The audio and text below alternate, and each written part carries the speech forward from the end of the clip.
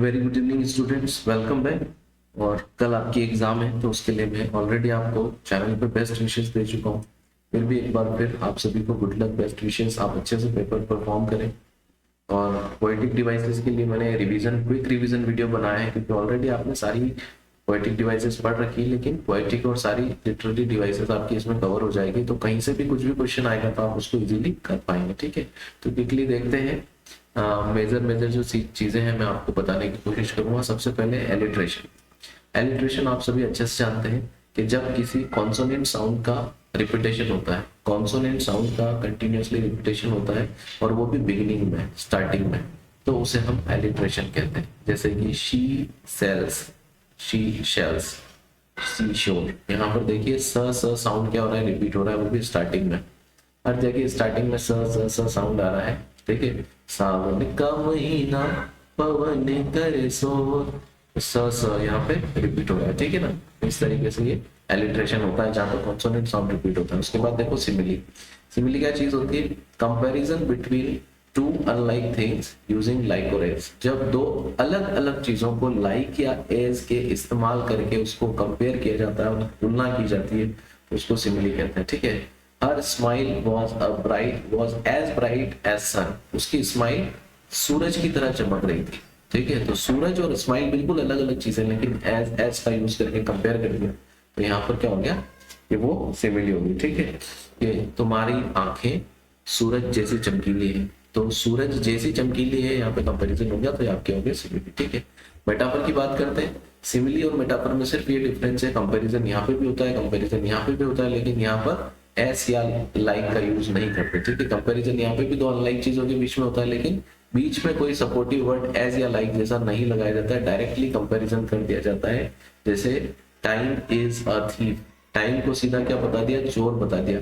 Time thief के जैसा नहीं है, टाइम सीधा थीफ है। ठीक है, तो ये इसमें डिफरेंस होता है कि उसकी आंखें चमकीली, उसकी आंखें सूरज जैसी चमक रही है, ऐसे नहीं, उसकी आंखें सूरज है, सीधा ऐसा बोल गया, तो ये आपके क्या हो गया? मेटाफोर हो गया। पर्सोनिफिकेशन की बात करते हैं। पर्सोनिफिकेशन में क्या होता है बच्चों? किसी को पर्सोनिफाई किया जाता है, यानी कि कोई नॉन लिविंग या नॉन ह्यूमन ऑब्जेक्ट है, उसको क्या किया जाता है? उसको ह्यूमन जैसी क्वालिटीज दे दी जाती है। ठीक है, the wind whispered through the trees. जो हवा है वो ट्रीज के थ्रू बातें कर रही है। ठीक है, हवा ना तो बात कर सकती है और ना सुन सकती है, लेकिन यहाँ पर कैसी क्वालिटी दे दी अपन ने? उसको ह्यूमन जैसी क्वालिटी दे दी। इसके बाद एक इंटरेस्टिंग पोएटिक डिवाइस आती है, हाइपरबोले। हाइपरबोले क्या चीज होती है? जब चीजों को एग्जैजरेट किया जाता है, किसी बात को बड़ा चढ़ाकर बोला जाता है, ठीक है, उसको कहते हैं hyperbole. I have told you million times. मैंने आपको ये बात लाखों बार बता रखी। अब लाखों बार कोई बात नहीं बताई जा सकती, आप भी समझते हैं, मैं भी समझता हूँ। ठीक है, जैसे आपसे पूछा जाए कि आपने, आपके आगे कोई मूवी की बात करो, आप कह रहे मैंने तो हजारों बार देखी है मूवी। हजारों बार नहीं देखी जा सकती, लेकिन बोलते टाइम ऐसी बात बोलने में आ जाती है। ठीक है, जो ऐसा बड़ा चढ़ाकर हो जाती है, तो उसको कहते हैं हाइपरबोले। ठीक है, उसके बाद एक इंटरेस्टिंग पोएटिक डिवाइस आती है जिसका नाम है ओनोमेटोपोइया। ओनोमेटोपोइया ये क्या चीज होती है? आप कोई आवाज सुनो और उस आवाज को लिख दो कहीं पे, और वो लिखी हुई चीज आपको देख के लगे अरे तो किसी की आवाज है, कोई शब्द थोड़ी है, तो आवाज है, और उसी को कहते हैं ओनोमेटोपोइया। ठीक है, जैसे the bees burst in the garden. बीज क्या कर रही है? बर्स्ट कर रही है। बर्स्ट की तो आवाज ही आती है उनकी, तो ये आवाज को लिख दिया। ठीक है, जैसे पिटर पैटर, जब पानी गिरता है तो पिटर पैटर की आवाज आती है और आपने लिख दिया उसको। ठीक है, तो इस तरीके से आवाज को लिखने का जो पोएटिक डिवाइस होती है वो कहते हैं ओनोमेटोपोइया। ठीक है, उसके बाद आता है बच्चों ऑक्सीमोरॉन। ठीक है, ऑक्सीमोरॉन क्या चीज होती है? A figure of speech where contradictory terms appear together. जब आपस में दो कॉन्ट्राडिक्टरी टर्म, आपस में बिल्कुल उनका कोई लेना देना नहीं है, ऐसे दो शब्द आपस में एक साथ आ जाए तो उसको क्या कहेंगे? ऑक्सीमोरॉन। जैसे एग्जांपल देखो, बिटर स्वीट। ठीक है, बिटर होता है कड़वा, स्वीट होता है मीठा, दोनों का आपस में बिल्कुल मेल जोल नहीं है, लेकिन दोनों को साथ में लिख दिया। ठीक है, जैसे हो गया डिफनिंग साइलेंस। डिफनिंग साइलेंस, इतना चुप्पी है कि बहरा कर दे अपने को। अब चुप्पी से कोई इंसान बहरा होता है क्या? लेकिन दोनों को साथ में यूज करके, है ना, तो ये आपका हो गया ऑक्सीमोरॉन। ठीक है, उसके बाद अपन देखो, आपने क्लास 11th में भी ऑक्सीमोरॉन का एक एग्जाम्पल पढ़ा था किसी पोएट्री के अंदर आप मेरे को कमेंट बॉक्स में बताना कौन सी पोएट्री थी और क्या एग्जांपल था उसका ऑक्सीमोरॉन का, ठीक है। इसके बाद बात करेंगे इमेजरी की। इमेजरी क्या चीज होती है? जब आपके सामने एक विविड और डिस्क्रिप्टिव लैंग्वेज की हेल्प से आपके दिमाग में सीन जनरेट किया जाता है। ऐसी लाइन लिखी जाएगी कि आपके दिमाग में ऑटोमेटिक सीन जनरेट हो जाता है उसका, आप उसको देखने लगोगे अपने आप के सामने, हाँ ऐसा हो रहा है आपके सामने। जैसे देखो, the golden rays of setting sun cast a warm glow. अब यहाँ पर देखो, एक ढलते हुए सूरज की रोशनी कहीं गिर रही है और एकदम ग्लो कर रही है, आंखों के सामने अपने क्रिएट हो रहा है सीन। जब ये लाइन बोली जा रही है तो यहाँ पर क्या हो जाएगा? इमेजरी, ठीक है। इमेज जनरेट हो रही है आपके आंखों के सामने, तो हो गया इमेजरी। अब बात करेंगे एनाफोरा। एनाफोरा क्या चीज होती है? रिपीटेशन ऑफ अ वर्ड और phrase at the beginning of successive clause. जब रिपीटेटिवली कोई लाइन, एक के बाद एक लाइन आ रही है जिसमें कोई शब्द रिपीट हो रहा है या फिर पूरी की पूरी फ्रेज रिपीट हो रही है, ठीक है, तो वहां पर हम क्या कहेंगे? एनाफोरा। जैसे कि यहाँ पे देखो, every day, every night, in every way. यहाँ पर देखो हर जगह एवरी एवरी एवरी स्टार्टिंग में क्या हो रहा है? रिपीट हो रहा है। तो जब स्टार्टिंग का वर्ड किसी फ्रेज का, किसी सेंटेंस का, किसी लाइन का रिपीट होता है और वो स्टार्टिंग का जो वर्ड रिपीट हो रहा है उसको एनाफोरा कहेंगे, ठीक है। उसके बाद देखो एजोनेंस। एजोनेंस क्या चीज होती है? Repetition of vowel sound with in near by words. जब आस पड़ोस के शब्दों में क्या होता है? वोवल साउंड रिपीट होता है, ठीक है। एलिट्रेशन एजोनेंस में आपको और कॉन्सोनेंट्स में कंफ्यूजन नहीं होना। एलिट्रेशन था शुरू का कॉन्सोनेंट साउंड रिपीट होता है हर शब्द में, और यहाँ पर एक वोवल साउंड रिपीट होता है ना। जैसे the early bird, the sound आ रहा है, अर्ली साउंड आ रहा है, बर्ड साउंड आ रहा है, बर्ड, ठीक है। तो साउंड यहाँ पर रिपीट हो रहा है। तो जब सेम वोवल साउंड रिपीट होता है नियर बाय वर्ड्स में तो उसको कहेंगे एजोनेंस। अब बात करेंगे कॉन्सोनेंट्स की। तो कॉन्सोनेंट्स में क्या होता है? रिपीटेशन ऑफ कॉन्सोनेंट साउंड होता है लेकिन विद इन और at the end of the word, यानी कि वर्ड के बीच में या फिर शब्द के आखिरी में जब कॉन्सोनेंट साउंड रिपीट होता है। ये जस्ट एलिट्रेशन का उल्टा होता है। एलिट्रेशन में स्टार्टिंग वाला कॉन्सोनेंट साउंड रिपीट होता है और कॉन्सोनेंट्स में आखिरी वाला रिपीट होता है। जैसे कि द लंपिक, बम्पिक, प साउंड लास्ट में क्या हो रहा है? एक तरीके से रिपीट हो रहा है ना।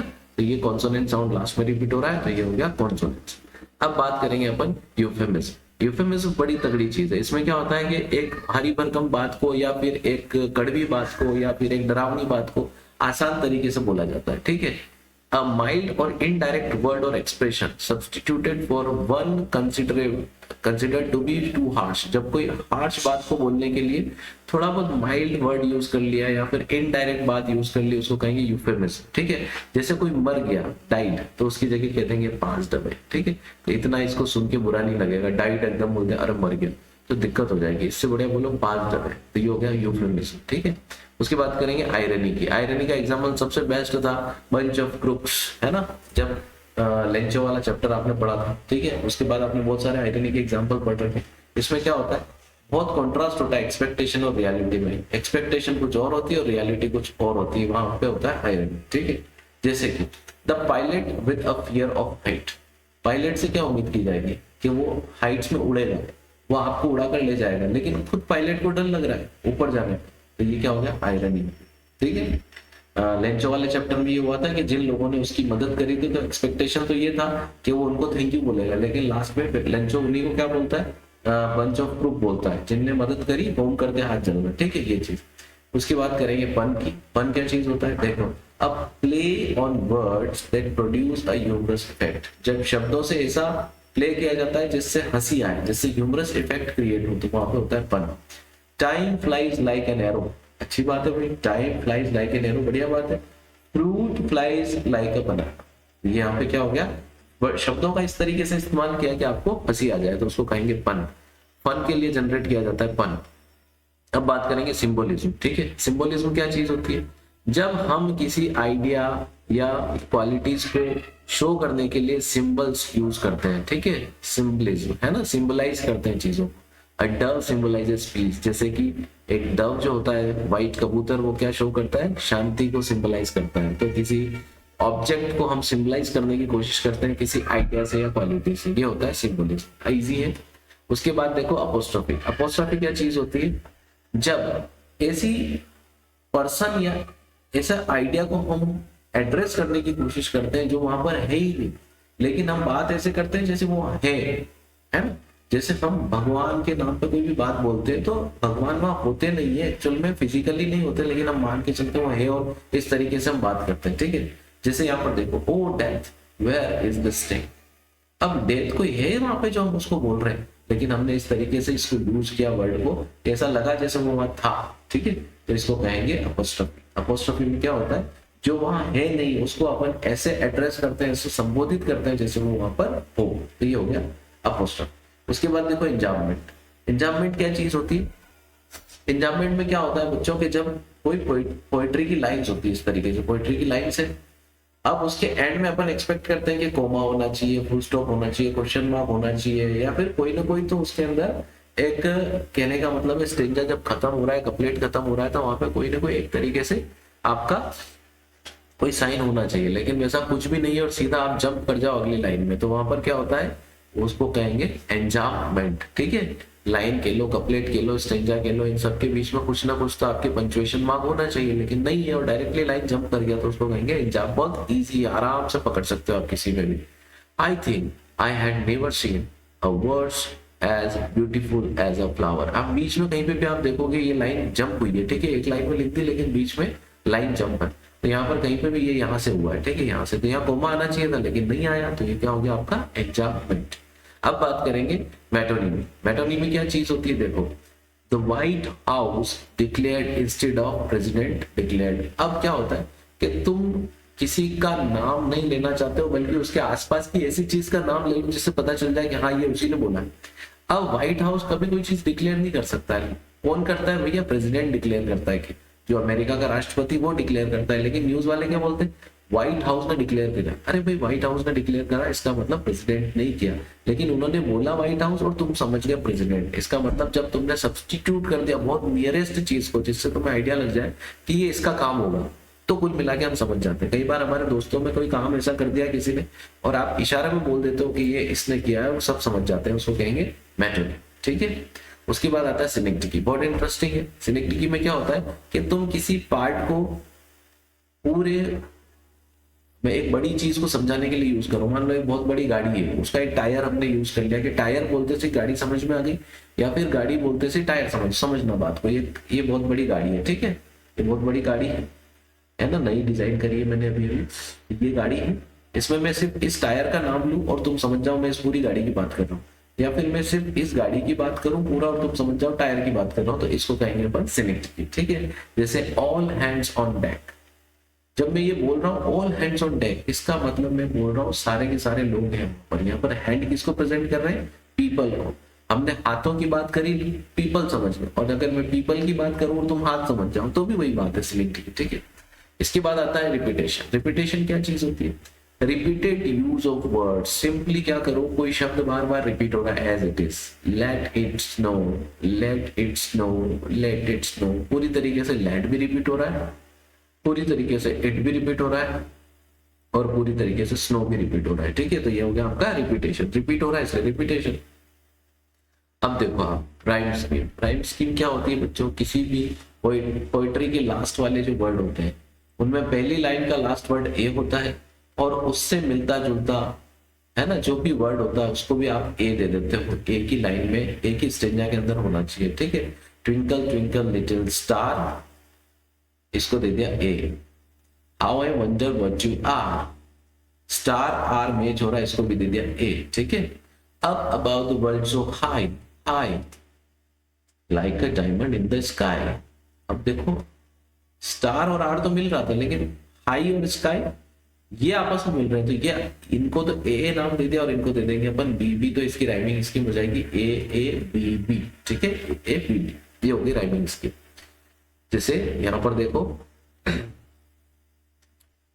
एग्जाम्पल इस सीधा मतलब कोई पोइट्री के बिना अपन लिख दिया ए बी या फिर ए बी बी, इस टाइप से जो होती है पोइट्रिक राइमिंग स्कीम होती है, ठीक है। उसके बाद आता है एलिगेरी। एलिगेरी क्या चीज होती है, इसकी डेफिनेशन है, स्टोरी, पोयम या पिक्चर जिसको मतलब आप किसी हिडन मीनिंग के लिए, उसमें कोई हिडन मीनिंग होता है, कोई मॉरल होती है या कोई पॉलिटिकल मैसेज होता है, एक स्टोरी सुनाई और उसके अंदर कोई हिडन मीनिंग है, छुपा हुआ राज है उसके अंदर, उससे कुछ मैसेज समझ में आया आपको, या फिर कुछ मॉरल निकल के आया उसके अंदर से, कोई पोइट्री सुनाती, कोई पोएम सुनाई, उसमें मॉरल निकल के आ गया, तो इस तरीके से वो एलिगरी हो जाती है। एग्जाम्पल के देखो, जॉर्ज ऑरवेल की जो एनिमल फार्म है उसके अंदर क्या है, पॉलिटिकल एलिगरी है, जो रशियन रेवोल्यूशन को दिखाती है। उसमें हिडन क्या चीजें हुई, उसके अंदर एक पॉलिटिकल मैसेज निकल के आता है, तो वो आपकी होगी पॉलिटिकल एलिगरी, है ना। इसके बाद बात करते हैं इल्यूजन की। इल्यूजन क्या चीज होता है, देखो, he was a real Romeo with the ladies. आप क्या करते हो, इल्यूजन पैदा कर रहे हो, है ना। जब इनडायरेक्ट रेफरेंस दिया जाता है किसी वेल नोन पर्सन, प्लेस या इवेंट को, या फिर किसी आर्ट वर्क को, है ना, तो इस तरीके से आपने रेफर कर दिया किसी को। जब तुमने रोमियो नाम ले लिया किसी व्यक्ति के लिए, तो तुम समझ जाओगे वो किस टाइप का व्यक्ति होगा, ठीक है। तो ये आपको इल्यूजन क्रिएट करता है कि अच्छा ये वो है या वैसा है, इस तरीके से। यहाँ पर बात करेंगे जैसे एनाक्रोनिज्म की। देखो, क्रोनिज्म होता है टाइम से जुड़ा हुआ, एना लगा दिया उसके आगे, इसका मतलब उससे टाइम से हट गया, टाइम से परे है। कोई ऐसी बात करो जो उस टाइम में है ही नहीं। जैसे कि यहाँ पर देखो, a character in a medieval story using a smartphone. एक मिडिवल पुरातात्विक कहानी सुन रहे हो तुम, पुराने जमाने की बिल्कुल, और उसमें एक कैरेक्टर है जो स्मार्टफोन यूज कर रहा है, गेम खेल रहा है, या फिर यूट्यूब यूज कर रहा है, तो आप समझोगे यार ये तो टाइम से परे बात है, उस टाइम पे ऐसा था ही नहीं, स्मार्टफोन था ही नहीं। तो ये क्या हो गया, एनाक्रोनिज्म। क्या हो गया, एनाक्रोनिज्म। इसमें देखो, क्रोनस कहीं पे भी आ जाए, ध्यान रखना, क्रोनस कहीं पे भी वर्ड आ जाए, इसका मतलब होता है टाइम। तो ये टाइम से जुड़ा हुआ, और आगे एन लग जाता है, ए लग जाता है, अन लग जाता है, ये तो अपन समझते हैं कि वो अपोजिट हो जाता है, नेगेटिव हो जाता है, तो ये आपको ध्यान रखना।